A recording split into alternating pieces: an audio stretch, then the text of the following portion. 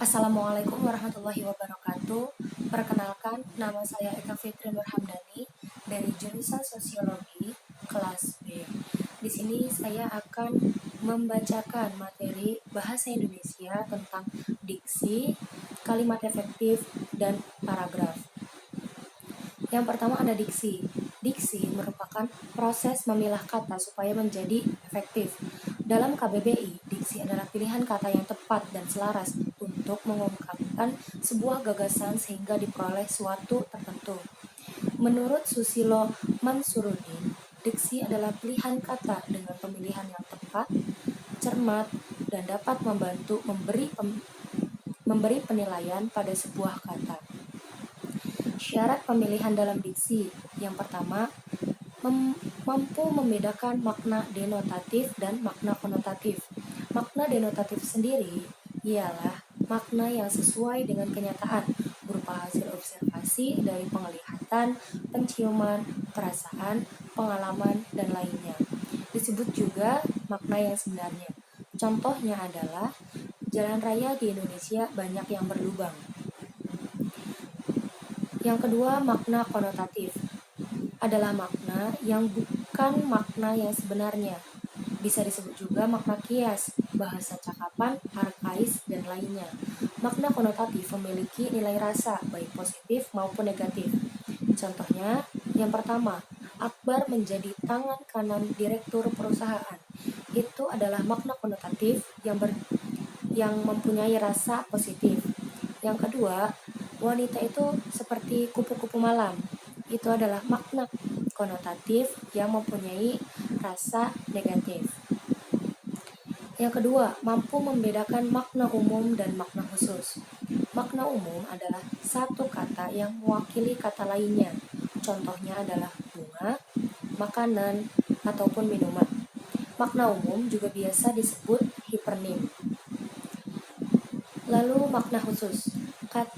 Makna khusus adalah kata yang memiliki acuan lebih khusus atau spesifik. Contohnya adalah melati, sate ayam, dan jus jeruk.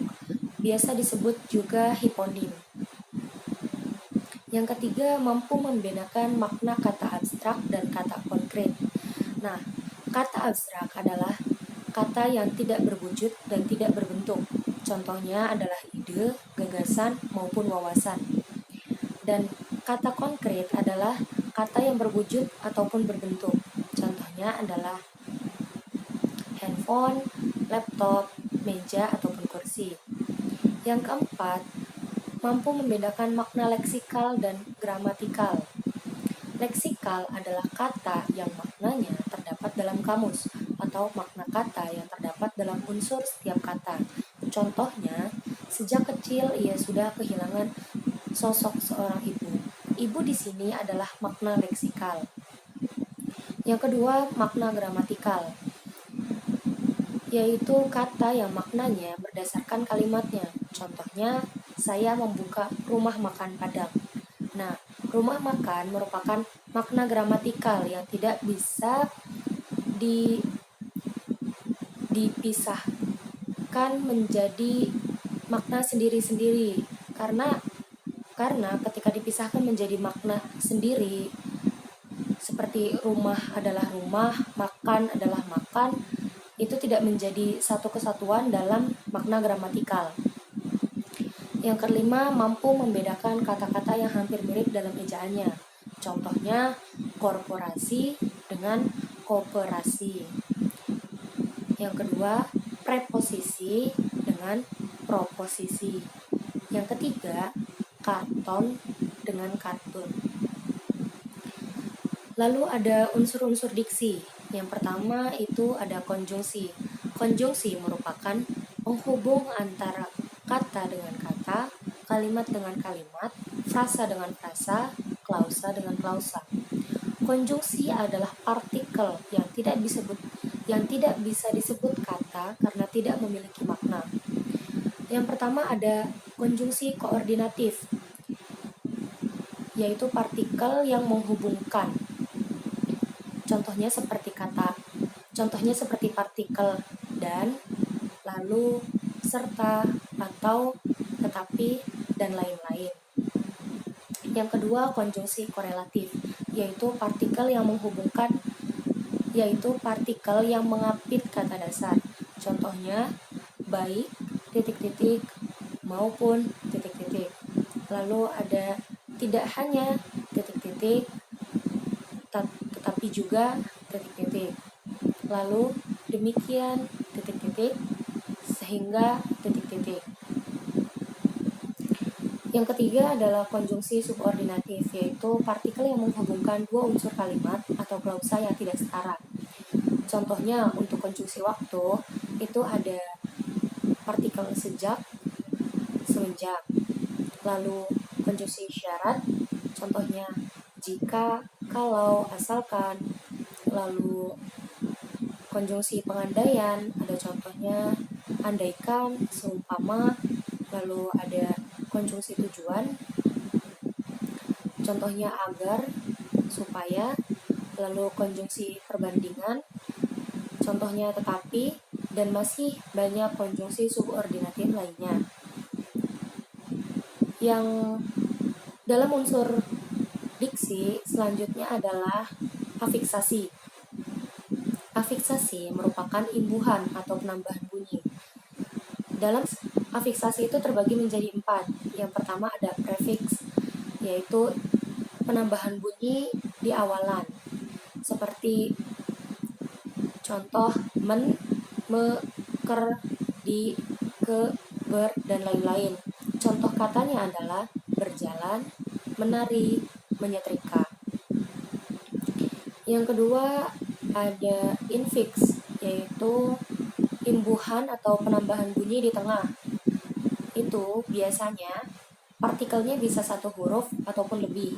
Contohnya ada kata gemetar yang berasal dari kata getar, lalu gemertak yang berasal dari kata gertak, lalu temali yang berasal dari kata tali. Lalu ada sufiks, yaitu imbuhan imbuhan atau penambahan bunyi di akhiran. Contoh partikelnya ada an, kan, dan lain-lain. Contoh katanya adalah jalankan, jalani, cucian. Yang terakhir ada konfiks, yaitu imbuhan atau penambahan bunyi di awal dan di akhir. Contoh partikelnya seperti men, kan, men, i, dan lain-lain. Contoh katanya adalah menjalankan atau mendiami. Yang kedua adalah pembahasan kalimat efektif. Yang pertama adalah pengertian kata dan kalimat. Menurut Suyatno, kata merupakan satuan paling kecil dari kalimat yang berdiri sendiri serta memiliki makna. Dan kalimat menurut Arifin dan kawan-kawan menyatakan bahwa kalimat adalah satuan bahasa terkecil dalam wujud lisan atau tulisan yang mengungkapkan pikiran yang utuh.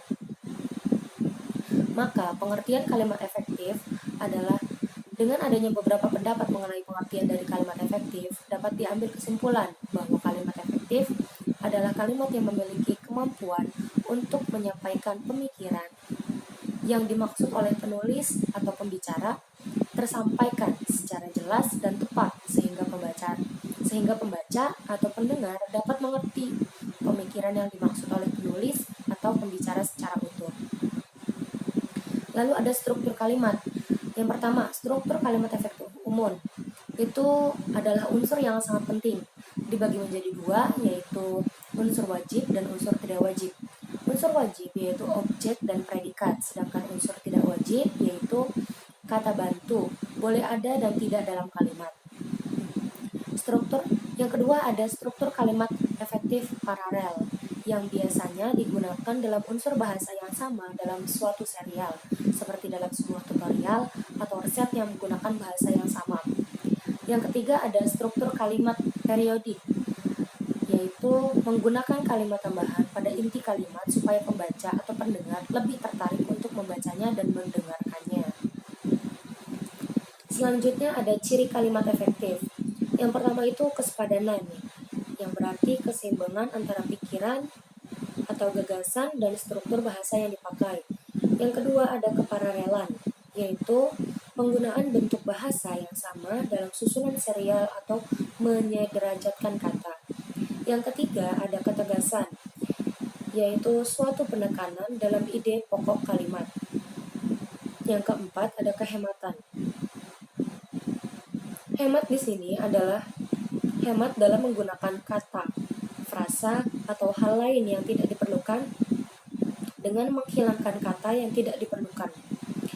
Yang kelima ada kepaduan, yaitu adanya hubungan yang padu antara unsur-unsur kalimat. Agar padu, kalimat juga tidak boleh bertele-tele. Yang keenam ada kecermatan, yaitu kalimat yang tidak menimbulkan tafsiran ganda dan tepat dalam pilihan kata. Terakhir ada kelogisan, yaitu setiap kalimat yang dituliskan mengandung ide yang dapat diterima oleh akal dan sesuai dengan ejaan. Pembahasan selanjutnya adalah fungsi dan jenis paragraf. Menurut Parera, paragraf adalah salah satu contoh karangan yang paling mungil atau kecil sesenanya pada sebuah karangan bebas atau karya ilmiah.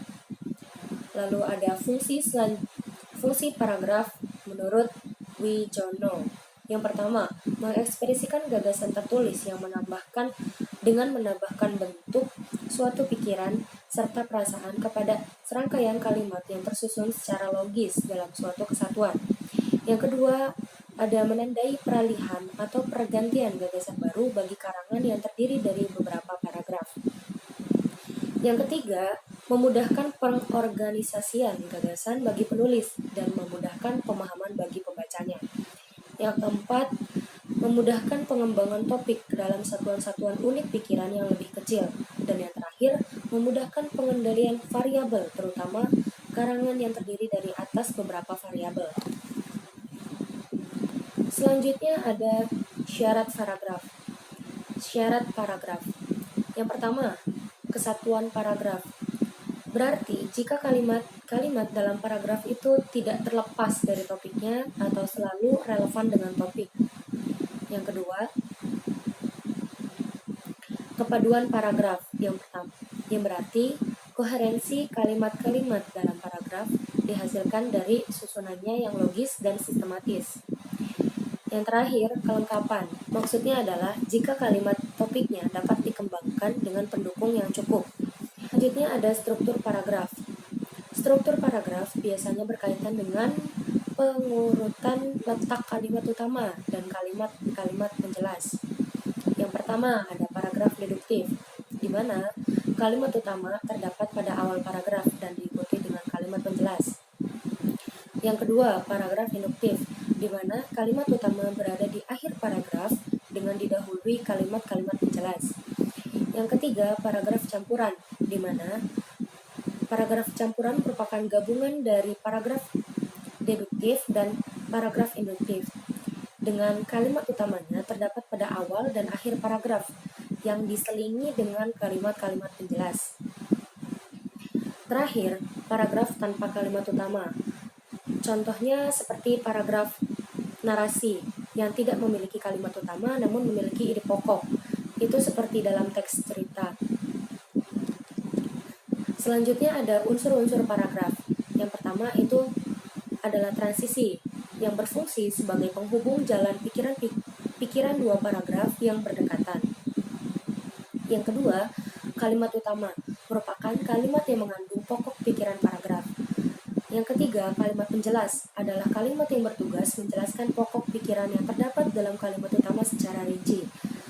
Terakhir, kalimat penegas yang merupakan yang diperlukan apabila penjelasan yang disampaikan pada kalimat penjelasan berpotensi melenceng dari gagasan utama yang terdapat pada kalimat utama. Selanjutnya adalah jenis paragraf. Yang pertama ada paragraf eksposisi, di mana pengertiannya menurut Wijayanti dan kawan-kawan, paragraf eksposisi ialah paragraf yang mengungkapkan atau menginformasikan suatu hal untuk menambah pengetahuan atau pemahaman pembaca. Yang kedua ada paragraf deskripsi, yang merupakan paragraf yang mendeskripsikan suatu objek, kawasan, serta insiden menggunakan fakta pada pembaca dengan melibatkan kesan indera sebagai akibat kesan indera. Sebagai akibatnya, pembaca seolah-olah diajak sang penulis merasakan apa yang tertulis. Yang ketiga, paragraf persuasi. Menurut Suladi, paragraf persuasi adalah paragraf yang berisi ajakan yang bertujuan untuk membujuk pembaca supaya ingin melakukan sesuatu dengan harapan penulisnya. Jadi, paragraf persuasi adalah sarana pengajakan secara tidak langsung kepada penulis yang berisi data serta fakta dan harus menggunakan bahasa yang menarik agar pembaca pun terbujuk. Yang keempat ada paragraf argumentasi yang berarti yang merupakan paragraf yang berisi pembahasan atas pendapat penulis mengenai suatu hal yang disertai dengan bukti penjelasan, contoh atau alasan yang kuat serta meyakinkan dengan maksud supaya pembaca bisa terpengaruh. Terakhir adalah paragraf narasi, merupakan paragraf fiksi atau non-fiksi yang berisi kisahan, rekaan, atau pengalaman berdasarkan pengembangannya dari waktu ke waktu, sehingga seolah-olah pembaca mengalami sendiri peristiwa itu. Sekian materi yang dapat saya bacakan.